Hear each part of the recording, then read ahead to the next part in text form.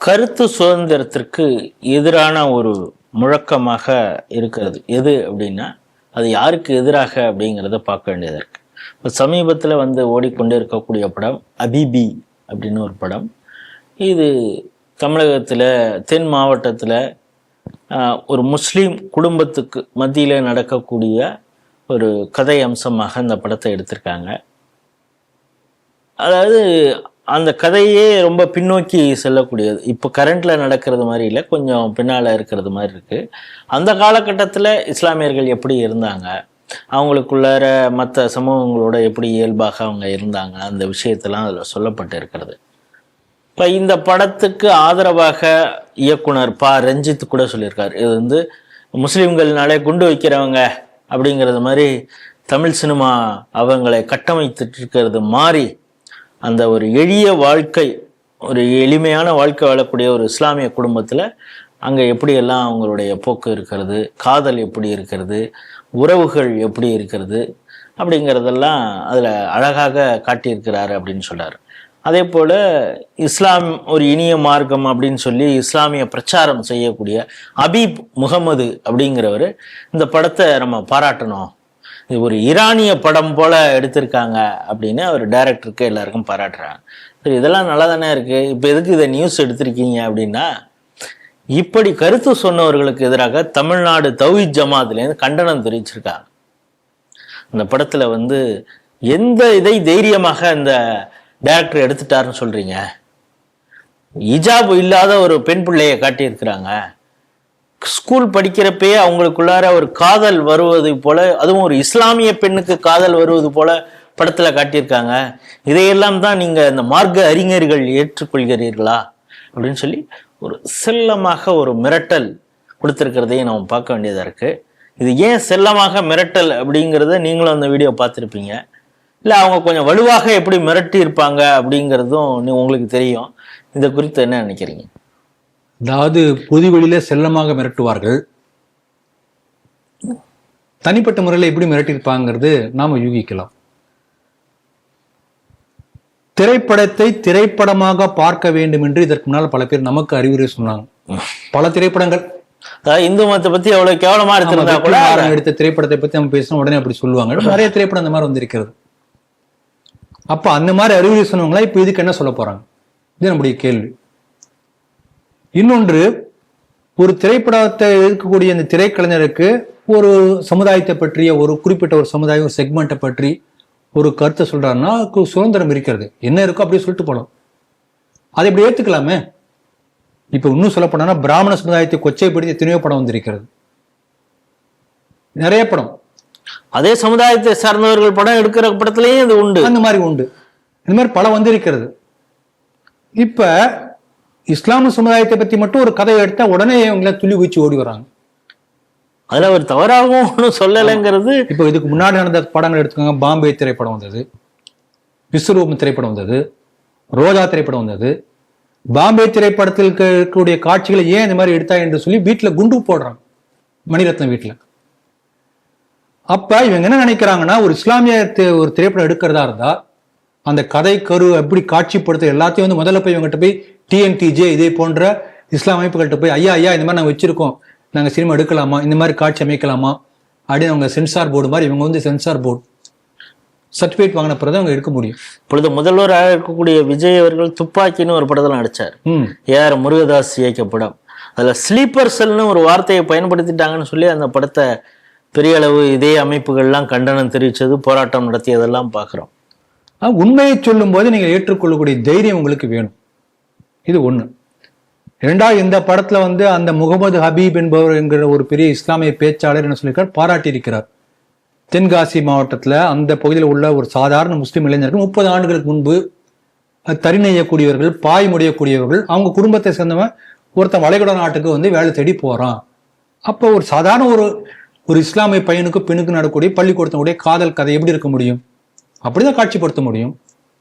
இப்ப எங்க ஊர்ல நான் 30 ஆண்டுகளுக்கு முன்பு சொல்றேன், முஸ்லீம் பெண்களை நாங்கள பாயம்மான்னு கூப்பிடுவோம், பாய் அக்கா அப்படிதான் கூப்பிடுவோம். அந்த பாயம்மா பாய் அக்காவுக்கும் எங்க வீட்டில் உள்ள மற்ற அம்மா அக்காக்களுக்கு வித்தியாசமே இருக்காது.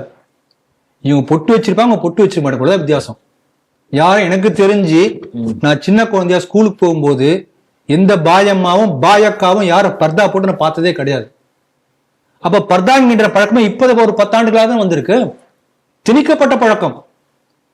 இதே பர்தா போடாத பெண்கள் பர்தா இன்ட்ரோடியூஸ் பண்றாங்க, சில பெண்கள் போடுறாங்க, சில பேர் போடல. அப்ப இதே இஸ்லாமிய அடிப்படைவாதிகள் என்ன பேசுறாங்க தெரியுமா? பர்தா போடாத பெண்கள்லாம் ஒழுக்கம் கெட்டவர்கள் என்று பேசினார்கள், நான் கேட்டிருக்கேன். அப்ப இந்த மாதிரி பேசிடுவாங்களோ என்கிற பயத்தின் காரணமாக பர்தா அணிந்த பல முஸ்லிம் பெண்கள் இருக்காங்க. நீங்களே ஹிந்தி திணிப்புன்னு பேசுறீங்களா, அதே போல இது ஒரு பர்தா திணிப்பு. நம்ம ஊர் வெய்ய காலத்துல இன்னும் கருப்பு துணி எந்த அளவுக்கு ஹீட்டை உள்ள இழுக்கும் பாருங்க. அதே போல இப்ப நீங்க எப்படி உங்க சேலம் பகுதியில் சொன்னீங்களோ அதே மாதிரி எங்கள் டெல்டா ரீஜன்ல வந்து உங்களுக்கே தெரிஞ்சிருக்கீங்க, பார்த்திருப்பீங்க. எங்க அப்பா வந்து ஒரு எலிமெண்டரி ஸ்கூல் HM இருந்தாரு. இப்ப கவர்மெண்ட் ஸ்கூல்ல படிச்சுட்டு இருக்கிறோம். அப்பொழுதுதான் கொஞ்சம் கொஞ்சமா பிரைவேட் ஸ்கூல்லாம் வர ஆரம்பிச்சது, நர்சரி ஸ்கூல்லாம். ஸோ இதுலேருந்து அதில் அவங்கள சேர்க்கணும் அப்படிங்கிறப்ப போனஃபைட் சர்டிஃபிகேட் வேணும் அப்படின்னு கேட்பாங்க. எங்கள் அப்பா போனஃபைட் சர்டிஃபிகேட் கொடுப்பார். அப்போ வந்து இஸ்லாமிய பெண்கள் அப்போ வந்து எங்கள் ஊரில் துப்பட்டிங்கிற ஒரு உடையை தான் போட்டுருவாங்க. அதாவது சாரீ கட்டியிருப்பாங்க, அந்த சாரியில் அது அதே போல் மேலே ஒரு இது போட்டிருப்பாங்க, அவ்வளோதான். அதில் ஃபாரின்லேருந்து வித்தியாசமான கலர்ல எல்லாம் அவங்களுக்கு கொடுத்துருப்பாங்க. அதெல்லாம் ரொம்ப பெருமையா போட்டுப்பாங்க. இன்னும் அங்கிருந்து அனுப்பியிருக்கிற அந்த கோல்டு வலையெல்லாம் போட்டுக்கிட்டு இருக்கிறது அதை காட்டிக்கிட்டு தான் வரும். அது அவங்களுக்கு ஒரு பெருமையாக, நம்ம கணவர் வந்து நமக்கு கஷ்டப்பட்டு துபாயிலேருந்து சம்பாரிச்சு நம்ம கொடுத்துருக்கோம், அதுல நம்ம வாங்கிய வளையல்கள், அதெல்லாம் ஒரு பெருமையாக மிடுக்காக இருந்தாங்க. தைரியமாக ஃபேஸ் டு ஃபேஸ் கேட்பாங்க, சார் என் குழந்தை பிரைவேட் ஸ்கூல்ல சேர்க்க போறேன் சார், போனஃபைட் சர்டிஃபிகேட் கொடுங்க சார். அதே பார்க்கிறேன் ஒரு 15 வருடங்களுக்கு பிறகு இன்னொரு ஒரு ஆணை நிமிர்ந்து கூட பார்க்கக்கூடாது, அதற்காக தான் இந்த புர்கா அப்படின்னு அதே ஊரில் அழுத்தம் தெரிவிக்கப்பட்டதையும் நான் பார்க்கிறேன். ஒரு இஸ்லாமிய குறும்படம் ஒன்று, எப்படி இஸ்லாமிய மார்க்கம் எப்படி இருக்க வேண்டும் என்பதற்காக நிறைய ஷார்ட்ஸ் போட்டிருக்காங்க. இதெல்லாம் நீங்க இதுலயே பார்க்கலாம், யூடியூப்ல போய் நிறைய இருக்கு, குட்டி கிடைக்கிறது, ஃபேஸ்புக்ல எல்லாத்துலயும் வருது. அதில் ஒரு இஸ்லாமிய வாழ்க்கை முறை எப்படி இருக்கணும் என்று பெண்களுக்கு சொல்லித் தருவதற்காக குட்டி குட்டி படங்கள். ஒரு பொது வெளியில போனா ஒரு இஸ்லாமிய பெண் வந்து எப்படி ஹோட்டல்லையோ ஒரு இடத்துல போய் சாப்பிடணும், எது பெஸ்ட், அது வந்து பச்சை கலர்ல டிக்கு நோங்கிறது அந்த வீடியோ போட்டு பக்கத்துல ரெட் கலர்ல இன்டு மார்க் போட்டு, ஒரு முஸ்லீம் பொண்ணு வந்து பர்தாலாம் போட்டிருக்காங்க, முகம் முழுக்க காமிச்சிருக்காங்க, போய் சாப்பிட்றாங்க, அது இன்டு. அந்த மாதிரி இருக்கக்கூடாது. இன்னொரு முஸ்லீம் பொண்ணு இப்படி மூஞ்சி இருக்கு, மூஞ்சிக்கு நடுவில் இப்படி வச்சு எடுத்து உள்ள இப்படி சாப்பிட்றாங்க, எதுவுமே தெரியல. எவ்வளவு வேதனையா இருக்கும். அதான் சரியான வாழ்க்கை முறை. அப்ப இப்படி ஒரு முஸ்லீம் இஸ்லாமிய பெண்களே ஒரு கொத்தடிமைகளாக ஒரு மனிதனாக கூட நினைக்கல.